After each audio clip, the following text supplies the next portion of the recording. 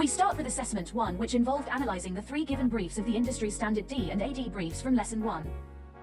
Purina design brief appealed to me as a pet owner. I can identify with the audience's need for high-quality pet food.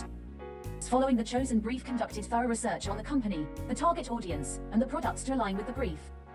I analyzed pet food packaging, looked into gourmet pet food market research, pet health research, and Purina's competitors. By researching, valuable insights have been gained into the buying behaviors of the target audience. It has been decided to focus specifically on existing cat owners in Europe, who are typically older and have a higher income. These individuals place a high value on the health, wellness, and companionship of their pets, as well as the overall sustainability of the products they purchase.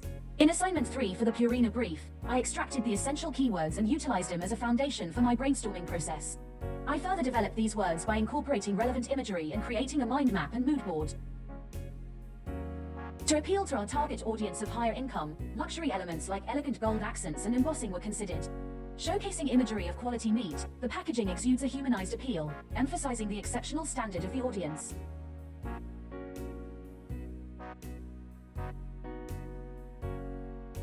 Moving on to assignment 6, in light of working through activities given to me in lesson 5, I considered the following: brand names, material types, ethics, and unconscious biases. I conducted research on environmentally friendly solutions as I looked into appropriate media and materials for the project's final outcome. Participating in lesson 5's exercises that focused on advertising conduct and ethical issues made me more conscious, developing the brief as my design thinking was drifting towards an informal style. It quickly became clear that I needed to adjust my strategy and make sure that the ideals of classiness, regality, and readability were at the core of my design thinking and design process. So for assignment 6, I furthered my research into packaging. I looked for what is practical, what the audience would want, packaging examples, and what is cat safe. I used visual brainstorms to record and categorize these thoughts, pairing sketches with pertinent words to encourage concept development. I was mindful of the unintentional biases mentioned in lesson 5 as I worked through this creative process. I then updated the mood board to better reflect the desired aesthetic and emotional appeal, after understanding more about my brief and target audience.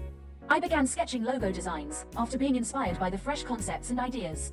In order to portray the regal and natural elements connected with the brand, I used imagery such as crowns, laurels, and leaves. For the advertising, I got inspiration from actual cat food advertisements and catalogs. My sketch's final stage was devoted to packaging concepts. I used elements like gold foiling and embossing on both box packaging and pouches. The design principle of common fate was tested as a means of expressing vibration or movement in the text, purr. The brand's essence was reflected in the symbol choices, which included natural, regal, and cat-related imagery. After the logo was completed, experiments with packaging took the stage. I took note of typical components from the packaging studies, including flavors, collection types, age, and food consistency. My goal was to include design techniques like the gold foiling, white space, and visual hierarchy into the packaging design. The final product was to reflect the brand's natural, elegant, and wellness-focused image. I used research as a great resource throughout the cat food box packaging experimentation process. I aim to develop a distinct brand identity between the packaging by aligning the bottom green area to form a continuous loop around the box and by maintaining a constant font style and size. The design of the advertising placed a high priority on maintaining a regal and brand consistent aesthetic. In reflecting upon my own design variations, I found certain designs to be particularly noteworthy. These selected designs in particular displayed a remarkable level of consistency, sophistication, and readability. Moving forward, I aim to maintain brand consistency in my designs while also embracing the opportunity to experiment with various graphic design principles. By doing so, I achieved even better outcomes and further enhanced the visual impact of my work. One area that required improvement is ensuring that I did not overlook important details and carefully consider the optimal placement of elements for the target audience. This observation was reinforced by feedback, highlighting the significance of featuring essential nutritional information on dark backgrounds to enhance visibility and prominence. In assignment 9, we were tasked to re-evaluate and further experiment on 3 designs. I re-looked into sustainability, gourmet, reliability, and the online advert. The front box packaging, the advertisement, and the front pouches are the 3 designs I selected to continue experimenting with and developing. The final product of my design brief is visually appealing and effectively achieves its goal in the context of the intended audience. The use of symbols, white space, and color meanings enhances readability and projects an air of luxury and reliability. The designs effectively include key messages, such as sustainable and gourmet, supporting the brand's ideals.